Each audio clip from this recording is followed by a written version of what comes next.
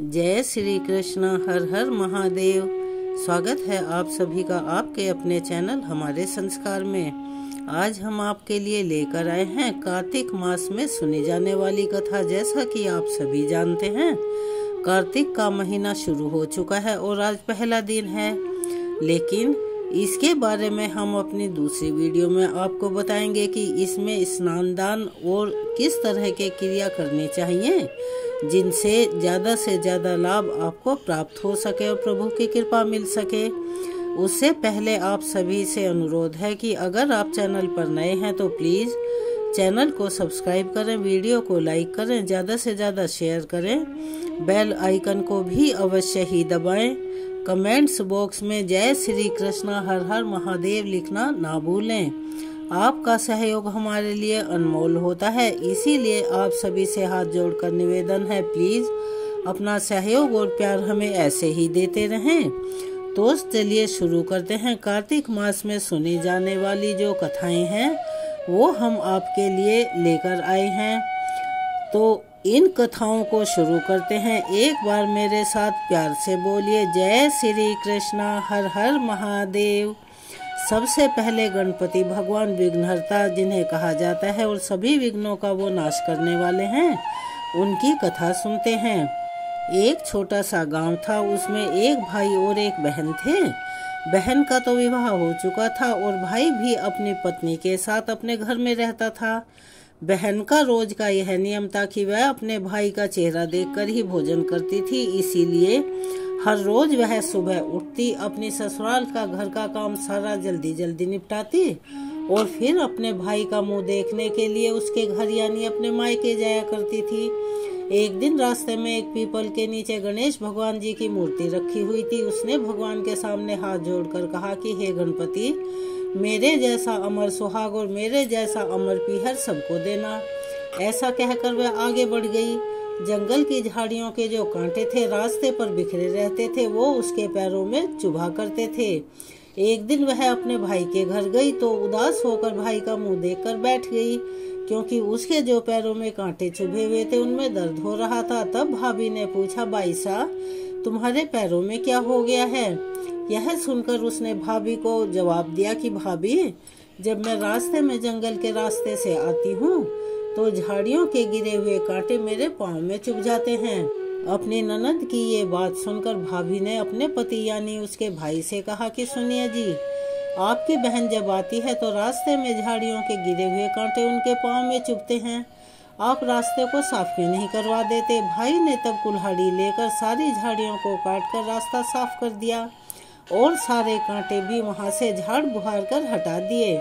सफाई के कारण भगवान गणेश जी की मूर्ति का वह स्थान भी वहां से हट गया, क्योंकि भाई को तो पता ही नहीं था। अब तो यह देखकर भगवान गुस्सा हो गए और उसके भाई के प्राण हर लिए। लोग अंतिम संस्कार के लिए जब भाई को लेकर जाने लगे तो उसकी भाभी ने रोते हुए लोगों से कहा कि भाई थोड़ी देर रुक जाओ, उनकी बहन आने वाली है, वह अपने भाई का मुंह देखे बिना नहीं रह पाती, उसका यह रोज का नियम है। तब सभी लोग कहने लगे कि आज तो वह देख लेगी, पर कल किसका देखेगी और कहां से देखेगी? अब उधर रोज की तरह बहन अपने भाई का मुंह देखने के लिए जंगल में निकली तो आज उसने वहां क्या देखा कि जंगल का तो सारा रास्ता बिल्कुल साफ हो रखा है। और जब वह थोड़ा और आगे बढ़ी तो उसने देखा कि सिद्धि विनायक जी को भी वहां से हटा दिया गया है। तब उसने भाई के घर जाने से पहले गणेश जी को एक अच्छे स्थान पर रख दिया और हाथ जोड़कर बोली, भगवान मेरे जैसा अमर सुहाग और मेरे जैसा अमर पीहर सबको देना। रोज की तरह ऐसा बोलकर वह आगे बढ़ गई। भगवान तब सोचने लगे कि अगर इसकी नहीं सुनी तो फिर हमें कौन पूजेगा, कौन मानेगा। तब सिद्धि विनायक ने उसे आवाज दी और कहा, बेटी इस खेजड़ी की 7 पत्तियां लेकर जाओ और उसे कच्चे दूध में घोलकर अपने भाई के ऊपर छींटा मार देना, क्योंकि वह तो सब कुछ जानते थे, वह उठकर बैठ जाएगा। यह सुनकर जब बहन पीछे को मुड़ी तो उसने देखा वहां पर तो कोई था ही नहीं। फिर वह सोचने लगी कि ठीक है, जैसा मैंने सुना है वैसा ही कर लेती हूँ, मेरा क्या जाता है। फिर वह 7 खेजड़ी की पत्तियां लेकर अपने भाई के घर जा पहुंची। वहां उसने देखा कि कई लोग बैठे हुए हैं और सभी रो रहे हैं। भाभी भी बैठी हुई रो रही है, सामने ही उसका भाई जमीन पर लेटा हुआ है। तब उसने पत्तियों के बताए हुए नियम के अनुसार भाई के ऊपर इस्तेमाल किया। उसका भाई तुरंत उठकर बैठ गया। फिर भाई बहन से बोला कि मुझे बहुत गहरी नींद आ गई थी।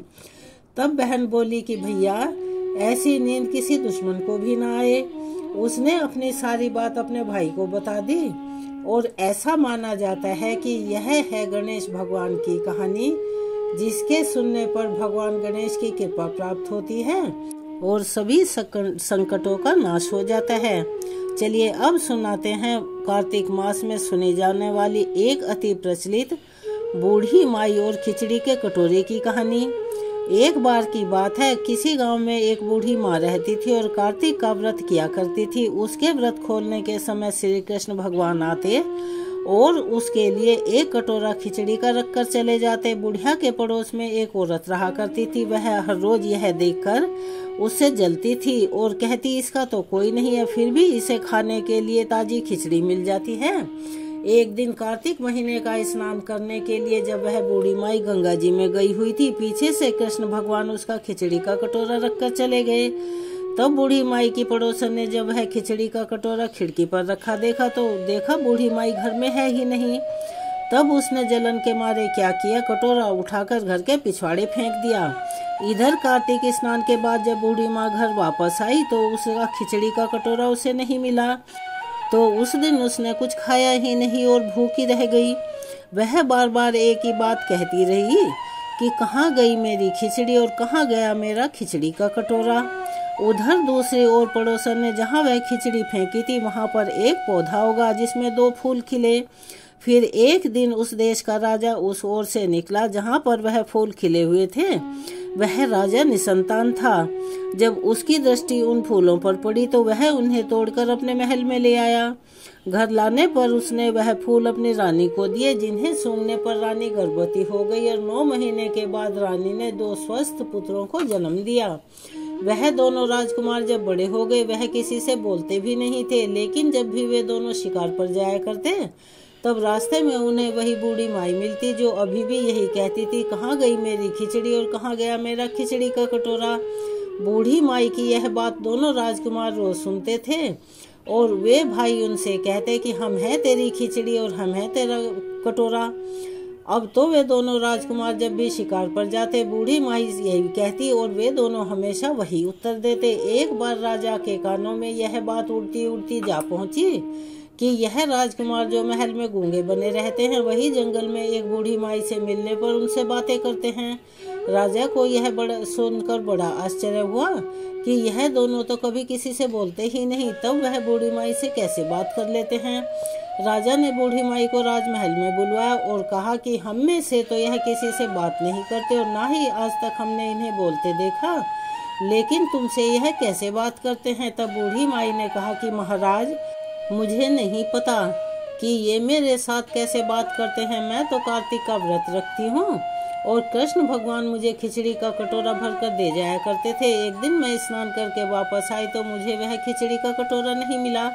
जब मैं कहने लगी कि कहाँ गई मेरी खिचड़ी और कहाँ गया मेरा कटोरा, तब इन दोनों लड़कों ने कहा कि तुम्हारी पड़ोसन ने तुम्हारी खिचड़ी फेंक दी और उसके 2 फूल बन गए। वह फूल राजा तोड़कर ले गया, जिसे रानी ने सूंघा तो हम 2 लड़कों का जन्म हुआ। हमें भगवान ने तुम्हारे लिए ही भेजा है। यह सारी बातें सुनकर अब तो राजा ने बूढ़ी माई को महल में ही रहने को कहा। इस तरह कार्तिक स्नान के पुण्य प्रताप से बूढ़ी माई के दिन फिर गए और वह महल में खूब ठाट बाट से रहने लगी। कार्तिक महाराज, जैसे आपने बूढ़ी माई की बात सुनी वैसे ही आपका व्रत करने वाले और इस कहानी वालों को सुनने वालों को और हुक्का भरने वालों की भी ऐसे ही सुनना और उन पर कृपा करना।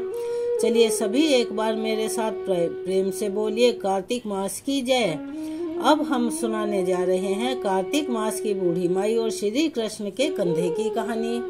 कार्तिक मास में सभी औरतें तुलसी जी को जल से सींचने आया करती थी, लेकिन एक बूढ़ी माई थी जो कार्तिक मास में नियम पूर्वक तुलसी जी को सींचती थी और जब भी वह सींचने आया करती तो तुलसी माता से हाथ जोड़कर कहती कि हे तुलसी माता सत की दाता, मैं सींचू बिरवा तेरा, तू कर निस्तारा मेरा, अडवा दे लड़वा दे, पीताम्बर की धोती दे, मीठा मीठा ग्रास दे, बैकुंठा में वास दे, चटके की चाल दे, पटके की मौत दे, चंदन का काट दे, दाल भात को जीवन दे, और 11 के दिन श्री कृष्ण का कांधा दे। बूढ़ी माई की यह बातें सुनकर तुलसी माता सूखने लगी। अब तुलसी माता को ऐसे सूखता देखकर भगवान श्री कृष्ण ने पूछा कि हे तुलसी, क्या बात है, तुम इतनी सींची जाती हो, इतनी पूजी जाते हो, फिर भी दिन प्रतिदिन क्यों सूखती जा रही हो? तब तुलसी माता ने कहा, बस मेरे मन की बात मत पूछो प्रभु। भगवान कहने लगे, अगर मैं नहीं पूछूंगा तो कौन पूछेगा? तब तुलसी माई कहने लगी कि प्रभु, एक बूढ़ी माई आती है और अपनी बात कहकर चली जाती है। मैं उनकी जो और बातें हैं वो तो पूरी कर दूंगी, लेकिन जो वो आखिर में कहती है कृष्ण का कांधा कहाँ से लाऊंगी? तब भगवान बोले कि जब वह मरेगी तो मैं अपने आप ही उसे कांधा देने के लिए आ जाऊंगा।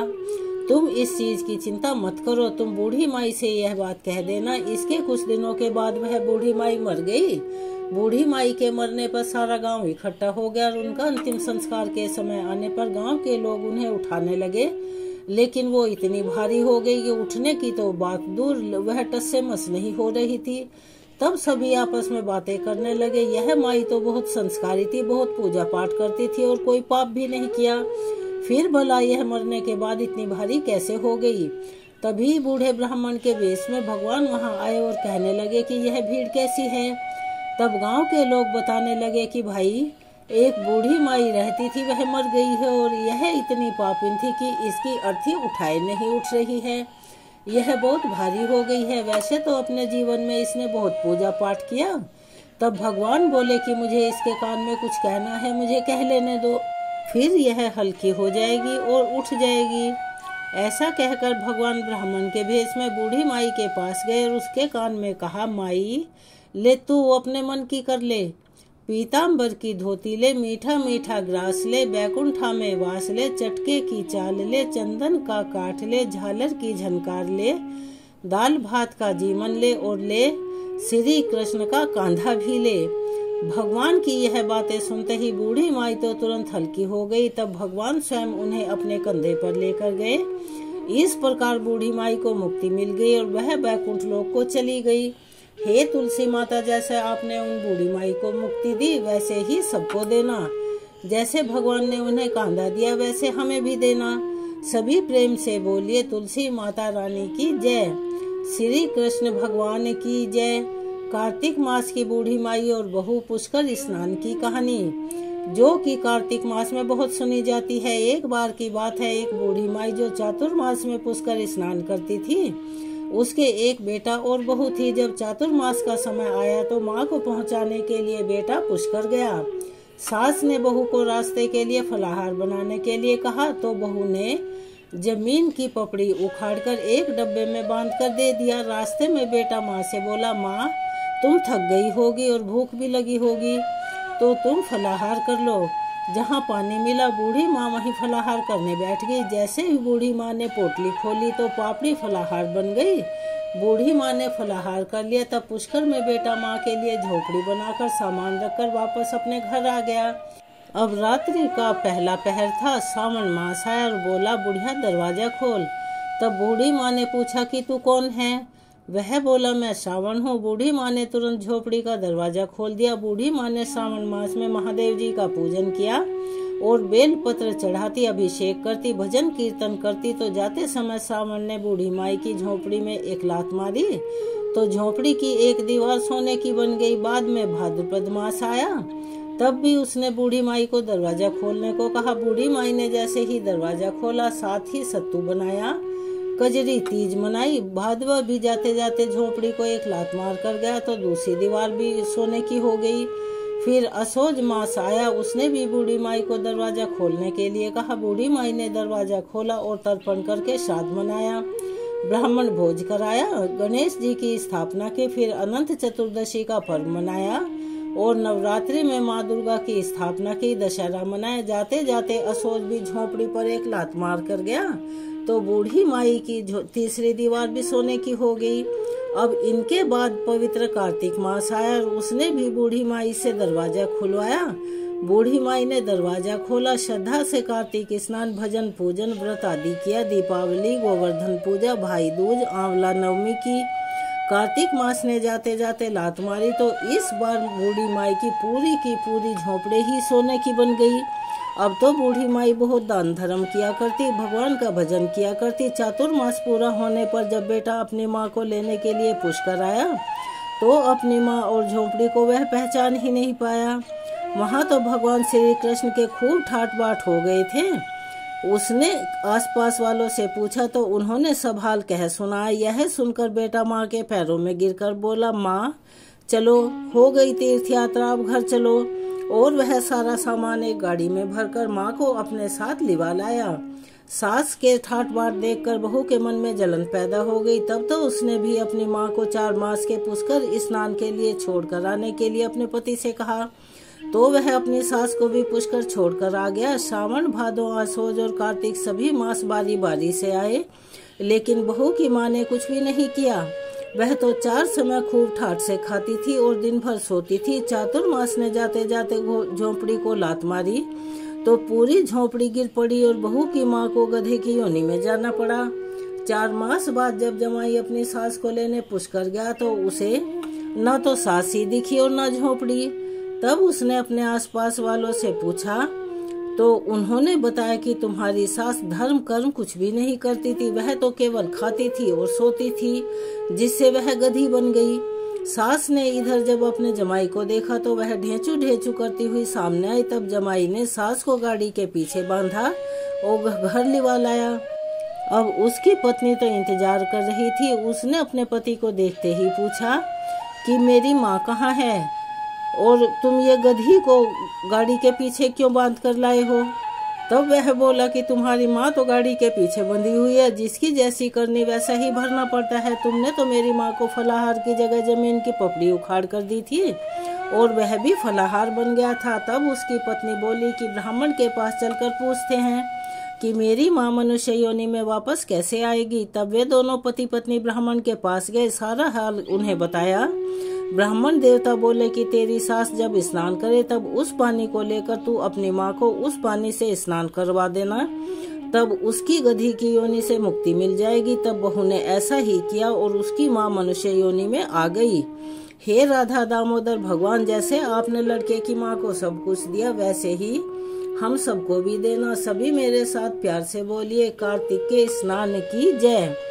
अब हम आपको सुनाते हैं कार्तिक मास में सुनी जाने वाली ब्राह्मण दंपति और उनकी बहू और कार्तिक स्नान की कहानी।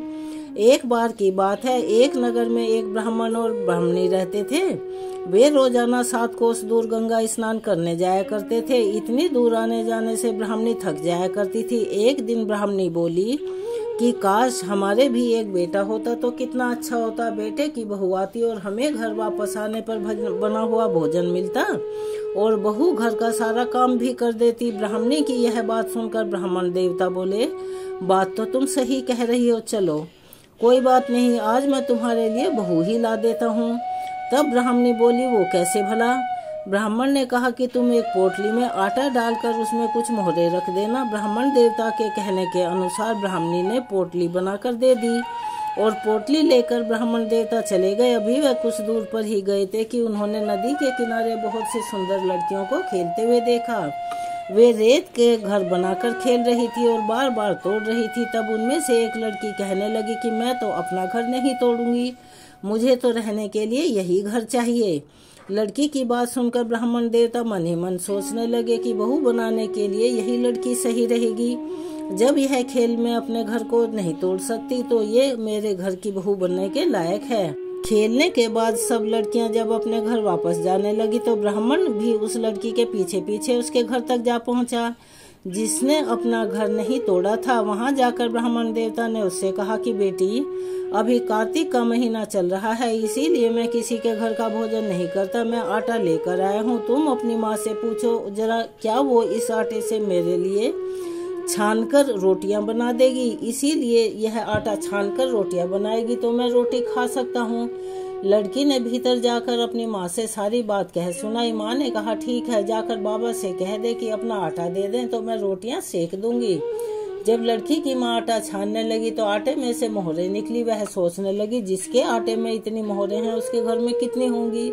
उधर वह ब्राह्मण देवता जब भोजन करने बैठे तो लड़की की माँ ने कहा, बाबा क्या आप अपने लड़के की सगाई करने जा रहे हो? ब्राह्मण ने कहा, मेरा बेटा तो काशी पढ़ने गया हुआ है, लेकिन यदि तुम कहो तो खांड कटोरे से विवाह करके तुम्हारी बेटी को मैं अपने साथ लिवा ले जाऊं।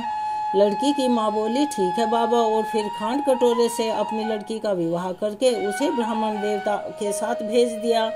अब ब्राह्मण ने आकर कहा कि रामू की माँ जल्दी से दरवाजा खोलो, देखो तो मैं तुम्हारे लिए बहू लेकर आया हूँ। ब्राह्मणी बोली कि क्यों ऐसा करते हो? पूरी दुनिया तो ताने मारती ही थी, अब आप भी मारने लगे। अरे हमारे तो कोई बेटा ही नहीं है, तो भला बहू कहाँ से आएगी? ब्राह्मण ने कहा, अरे भाग्यवान, दरवाजा खोलकर देख तो सही। जब ब्राह्मणी ने दरवाजा खोला तो सामने बहू को खड़ी देखकर उसने बहू को प्रसन्न मन से स्वागत किया और खूब आदर सत्कार से घर के भीतर ले आई। अब ब्राह्मण और ब्राह्मणी स्नान करने जाते, बहू पीछे घर का सारा काम करती और भोजन बनाकर तैयार रखा करती थी। वह उनके कपड़े धोती, रात को पैर दबाती। इस तरह काफी समय बीत गया। ब्राह्मणी ने एक दिन अपनी बहू से कहा कि बहू, तू कभी भी चूल्हे की आग मत बुझने देना और मटके का पानी मत खत्म होने देना। लेकिन एक दिन इत्तेफाक से चूल्हे की आग बुझ गई। तब बहू भागी भागी अपनी पड़ोस के यहाँ गई और बोली, मेरे घर में चूल्हे की आग बुझ गई है, मेरी सास गुस्सा करेगी, मुझे थोड़ी सी आग चाहिए। मेरे सास ससुर सुबह 4 बजे से गए हुए हैं स्नान करने, वो थके हुए आएंगे, इसीलिए मुझे उनके लिए भोजन तैयार करना है। तब पड़ोसन बोली कि तू तो बावली है, यह दोनों तुझे मिलकर पागल बना रहे हैं, इनका कोई बेटा वेटा नहीं है। बहू बोली, ऐसा तो मत बोलो, इनका बेटा तो बनारस काशी में पढ़ने गया हुआ है। तब पड़ोसन ने कहा कि यह तुझे झूठ बोल कर लाए हैं, इनका कोई बेटा है ही नहीं। अब की बार तो बहू पड़ोसन की बातों में आ गई और कहने लगी कि तब आप ही बताओ मैं क्या करूं? पड़ोसन ने कहा, करना क्या है, जब तुम्हारे सास ससुर वापस आए तो जली फूकी रोटियां बिना नमक की पतली सी दाल बनाकर उन्हें दे देना, खीर का चमचा दाल में और दाल का चमचा खीर में डाल देना। अब तो बहू पड़ोसन के कहे अनुसार उसकी सीख लेकर घर पर आई और जब उसके सास ससुर वापस आए, आज ना तो बहू ने उनका आदर सत्कार किया, ना ही उनके कपड़े धोए। यहाँ तक कि जब उसने अपने सास ससुर को भोजन परोसा तो सास बोली, बहू आज यह रोटियां जली फूकी क्यों हैं? तुम तो इतना अच्छा खाना बनाती हो और दाल भी बिना नमक की है। तब बहू ने झट से जवाब दिया, माँ जी एक दिन ऐसा खा लोगे तो कुछ बिगड़ नहीं जाएगा तुम्हारा। सास ससुर को खरी खोटी सुनाकर अब वह फिर से पड़ोसन के पास गई और बोली कि अब बताओ आगे क्या करूं? पड़ोसन बड़ी चालाक थी, कहने लगी, अब तुम 7 कोठों की चाबी मांग लेना। और अगले दिन जब वह ब्राह्मण ब्राह्मणी स्नान के लिए जाने लगे तो बहू जिद पर अड़ गई और बोली, मुझे तो 7 तो ही कोठों की चाबी चाहिए। तब ससुर ने ब्राह्मणी से कहा, इसे चाबी दे दो, आज नहीं तो कल इसे देनी ही है। तब सास ने बहू को चाबी दे दी और वह ब्राह्मण दंपति स्नान को चले गए। उनके जाने के बाद जब उन्होंने दरवाजे खोले तो देखा किसी में अन्न भरा है, किसी में धन भरा है, किसी कोठे में बर्तन भरे हैं। जब उसने सबसे ऊपर का 7वां कोठा खोला तो देखा कि शिवजी, माता पार्वती, गणेश जी, लक्ष्मी माता जी, पीपल पथवारी, कार्तिक के ठाकुर, राई, दामोदर, तुलसी जी का बिड़वा, गंगा, यमुना और 33 कोटि देवी देवता उसमें विराजमान है और वहीं पर एक लड़का चंदन की चौकी पर बैठा माला जप रहा है। यह सब देखकर वह हैरान रह गई। उसने जब उस लड़के से पूछा कि तुम कौन हो? तब लड़का बोला, मैं तेरा पति हूँ, अभी दरवाजा बंद कर दे, जब मेरे माँ बाप आएंगे तब दरवाजा खोलना। यह सब देखकर बहू तो बहुत खुश हुई और 16 श्रृंगार कर सुंदर वस्त्र पहनकर अपने सास ससुर की प्रतीक्षा करने लगी। उसने आज अपने सास ससुर के लिए खूब अच्छे अच्छे पकवान बनाए। जब उसके सास ससुर वापस आए तो उनका आदर सत्कार किया, प्रेम से उन्हें भोजन करवाया, फिर पैर दबाने लगी। पैर दबाते दबाते बहू ने कहा, माँ जी आप इतनी दूर गंगा यमुना स्नान करने के लिए जाती हैं, आप थक जाती होंगी, इसीलिए अब आप घर पर ही स्नान क्यों नहीं कर लेती? यह सुनकर सास बोली, बेटी गंगा यमुना घर पर तो नहीं बहती ना? तब उसने कहा, हाँ माँ जी बहती हैं, चलिए मैं आपको दिखाती हूँ। जब बहू ने 7वां कोठा खोलकर दिखाया तो उसमें शिवजी, पार्वती जी, गणेश जी, लक्ष्मी जी, पीपल पथवारी, कार्तिक के ठाकुर, राई, दामोदर, तुलसी जी का बिड़वा और गंगा यमुना बह रही थी। साथ ही उनके 33 करोड़ देवी देवता भी विराजमान हैं और वहीं चौकी पर बैठा एक लड़का माला जप रहा है। माँ ने देखा तो पूछा, बेटा तू कौन है? लड़का बोला, माँ जी मैं ही तो तुम्हारा बेटा हूँ। तब ब्राह्मणी ने पूछा, तू कहाँ से आया है? लड़के ने उत्तर दिया, माँ जी, मुझे कार्तिक देवता ने भेजा है। ब्राह्मणी ने कहा, बेटा भला यह दुनिया कैसे मानेगी कि तू मेरा ही बेटा है? तब ब्राह्मणी ने कुछ विद्वान पंडितों से सहायता मांगी। पंडितों ने कहा कि इस पार बहू बेटा खड़े हो जाए, उस पार ब्राह्मणी खड़ी हो जाए। ब्राह्मणी ने चमड़े की अंगिया पहनी और छाती में से दूध की धार निकलकर अगर बेटे की दाढ़ी मूछ भिगो जाए और पवन पानी से गठजोड़ बंधे, तब मान लेना कि यह बुढ़िया का ही बेटा है। तब उसने ऐसा ही किया। ब्राह्मणी की चमड़े की अंगिया फट गई और उनकी छाती में से दूध की धार निकलकर बेटे की दाढ़ी मूछ को भिगो गई। पवन पानी से बहू बेटे का गठजोड़ बन गया। यह सब देखकर ब्राह्मण और ब्राह्मणी की खुशी का ठिकाना नहीं रहा। हे कार्तिक के ठाकुर, जैसे ब्राह्मण ब्राह्मणी को बेटा बहू दिया, वैसे सबको देना। कार्तिक मास की कहानी कहने, सुनने और हुंकारा भरने वाले सब पर अपनी कृपा हमेशा बनाए रखना। अब हम आपको सुनाने जा रहे हैं कार्तिक मास की तारा भोजन की कहानी। एक बार की बात है कि किसी नगर में एक साहूकार रहा करता था। उसकी एक बहू तारा भोजन करती थी। एक दिन उसने अपनी सास को कहानी सुनाने को कहा तो सास ने मना कर दिया और बोली कि मुझे अभी अपनी पूजा करनी है। फिर उसने अपनी जेठानी से कहा कि दीदी, आप मेरी कहानी सुन लो। उसने भी मना कर दिया, मुझे तो अभी भोजन बनाना है। फिर उसने अपनी देवरानी से कहानी सुनने को कहा। उसने भी बहाना बना दिया कि मुझे बच्चों को देखना है। तब उसने फिर अपनी ननद को कहानी सुनने के लिए कहा, वो भी मना कर दिया। बोली कि मेरी ससुराल से मेरा बुलावा आ गया है और मुझे जाने की तैयारी करनी है। अब वह राजा के पास भी गई। बोली कि महाराजा, आप ही मेरी कहानी सुन लीजिए। तो राजा ने कहा, मुझे तो व्यापार देखना है, कहानी सुनने का समय नहीं है मेरे पास। अब तो वह अपने पड़ोसन के पास गई और जाकर उससे बोली कि आप ही मेरी कहानी सुन लो। पड़ोसन कहानी सुनने के लिए तैयार हो गई। तब उसने कहानी कही। पड़ोसन ने खूब ध्यान से कहानी सुनाई, हुंकारा भरा। इस तरह पूरा कार्तिक मास बीत गया और फिर भगवान विमान लेकर आए। जब बहू विमान में बैठकर जाने लगी तो सास दौड़ी दौड़ी आई। बोली, मैं भी तेरे साथ चलूंगी। तो वह बोली, माँ जी, आप न अपनी पूजा पाठ करो। जेठानी आई, वह बोली, मुझे लेकर चलो। बहू बोली, आपको तो भोजन बनाना है, आप जाकर भोजन बनाओ। देवरानी दौड़ी दौड़ी आई, बोली, मैं चलूं?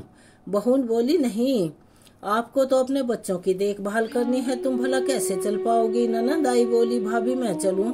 उसने कहा, दीदी, आपको तो ससुराल जाने की तैयारी करनी है। अब दौड़े दौड़े राजा भी आए। बोले, बेटा मैं चलूं? वह बोली, नहीं, आपको तो कारोबार संभालना है, आपके पास तो समय है ही नहीं, भला आप कैसे चलोगे? पड़ोसन ने सुना तो वह भी आई। बोली, बहन मैं तो चलूं? तब वह बोली, हाँ बहन, तुम चल सकती हो मेरे साथ, क्योंकि तुमने मेरा पूरे कार्तिक महीने की कहानी सुनी है। तब वे दोनों विमान में बैठकर स्वर्ग को जाने लगी। रास्ते में बहू को अभिमान हो गया कि मैंने कहानी कही, व्रत किया, लेकिन पड़ोसन ने तो केवल मेरी कहानी सुनी, मेरे कारण इसे स्वर्ग मिला। इधर उसके मन में अभिमान हुआ, उधर भगवान के दूतों ने उसे बीच रास्ते में ही छोड़ दिया। और जब वे पड़ोसन को लेकर स्वर्गलोक पहुंचे तो भगवान बोले कि क्या इसी ने तारा भोजन किया है? तब भगवान के दूतों ने बताया, नहीं नहीं प्रभु, इसने तो केवल कहानी सुनकर हुंकारा भरा है, लेकिन जिसने तारा भोजन करके व्रत की कहानी कही उसे तो अभिमान हो गया था, इसीलिए हम उसे बीच रास्ते में छोड़ आए। भगवान बोले कि नहीं, उसे वापस लेकर आओ। तब जब वे बहू को वापस लेकर आए तब बहू ने 7 बार क्षमा याचना की और इस प्रकार भगवान ने उसे माफ कर दिया और स्वर्ग लोक में स्थान दे दिया। इस कहानी को कहने, सुनने और हुंकारा भरने के बाद कहना चाहिए, हे कार्तिक के ठाकुर राई दामोदर, जैसे आपने बहू और उसकी पड़ोसन को स्वर्ग दिया, वैसे ही हम सबको भी देना। सभी प्रेम से बोलिए, कार्तिक मास भगवान की जय।